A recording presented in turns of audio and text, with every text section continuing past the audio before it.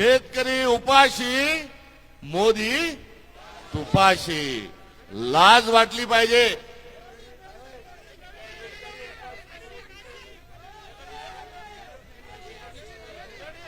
शेतकरी उपाशी, फडणवीस मोदी तुपाशी. आजपर्यंत हमने सुना था नमक हराम, मगर मोदी जो है वो कांदा हराम निकल गया. काय म्हणाला की मी कांदा खाल्लाय, मी तुमचा कांदा खाल्लाय, मी तुमच्याशी बेईमानी करणार नाही. बेईमानी म्हणजे इमानदारी का बेईमानी? पहा किती बेईमानी केली. मोदी जेव्हा पंतप्रधान झाला, मनमोहन सिंग साहेब गेले, तेव्हा कांद्याचा भाव काय होता? 3,000. 2014. आज काय?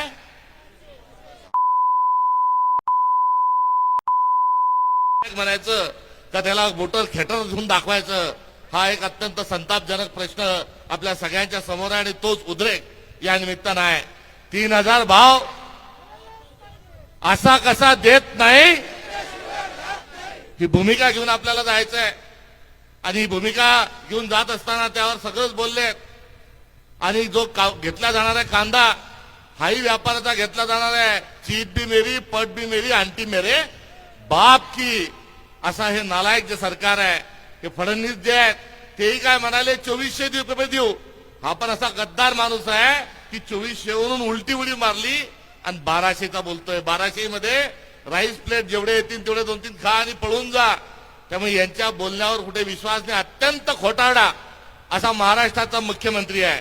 काय म्हणाला पहिले, जोपर्यंत वेगळा विदर्भ होणार नाही तोपर्यंत मी लग्न करणार नाही. लग्न झालं का नाही झालं या बाबाचं? अरे जो विदर्भाच्या मतदारसंघातल्या त्याच्यावर निवडून येतो त्या लोकांशी खोटं बोलतो, तो या महाराष्ट्राशी आणि भारताशी जगाशी खोटं बोलल्याशिवाय राहणार नाही. एवढंच सांगतो. मात्र हा जो भाव पडलेला आहे, या पडलेल्या भावाला मोदी आणि फडणवीस जबाबदार आहेच आहे.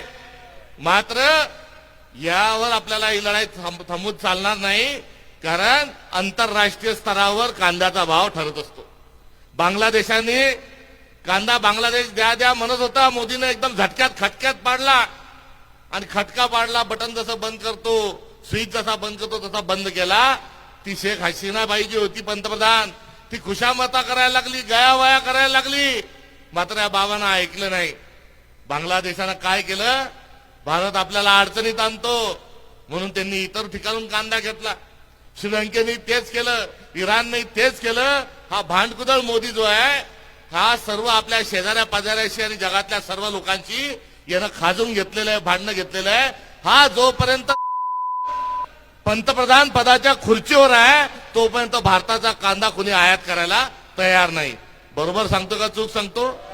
जो भी कहेंगे सच कहेंगे, सच के सिवा कुछ नहीं कहेंगे. आपण डिझेलच्या लाईनीत आहे आणि दररोज 50,000 के म्हणजे हजारो लाखो लिटर डिझेल जे आहे हे बांगलादेशात चाललं. अरे असं म्हणणं योग्य नाही, मात्र दुसरा शब्द नाही. अरे मोदी, तू सांग ना की डिझेल पाहिजे असेल तर कांदाही घ्यावा लागल, 1 के साथ 1, तर आम्ही तुम्हाला डिझेल देऊ. मात्र याची सांगायची हिंमत नाही. आंतरराष्ट्रीय सगळ्यांशी हा भांडला, आपला कांदा कोणी घ्यायला तयार नाही. याचं सोल्युशन काय, याचं औषध काय? ये सरदार निकम्मी है, ये सरकार बदलनी है. तर मोदी घरी गेल्याशिवाय चांगलं होणार नाही. आणि नरेंद्र जो आहे हा सिलेंडर आहे. नरेंद्र जो आहे तो आहे, सिलेंडर हे आहे. एप्स्टीन फाईल नावाची एक फाईल आहे. तो एप्स्टीनचं एक बेट आहे. त्या बेटावर लहान लहान मुलींचं शोषण केलं जातं, माणसाचं मटण खाल्ल्या जातं, वाढलं जातं. अशा या बेटात हा गेला होता का? आणि हा तिथे जाऊन कोणता डान्स केला आणि यानं काय काय कांड केलं की आज हा ट्रम्पचा ऐकतो आणि सगळ्यांचा ऐकतो आणि भारताच्या माणसांचा ऐकत नाही. एवढाच माफक एक प्रश्न जो आहे, कारण आपल्या देशाचा पंतप्रधान हा घाबरलेला आहे. यानं काहीतरी असं काळं बेरं केलेलं आहे की हा डोळ्यात डोळे घालून पाहू शकत नाही. संसदेच्या डोळ्यात डोळे घालून पाहू शकत नाही, नागरिकांच्या डोळ्यात डोळे घालून पाहू शकत नाही, जगातल्या कोणत्याही माणसाची डोळ्यात डोळे घालून पाहू शकत नाही. त्यामुळे एक सिलेंडर पंतप्रधान याच्या माध्यमातून आपलं काही चांगलं होऊ शकत नाही. त्यामुळे कांद्याचा भाव जो आहे हा या सरकारच्या नाकर्तेपणाचं लक्षण आहे. एवढंच या धान्याच्या आंदोलनाच्या निमित्तानं सांगतो.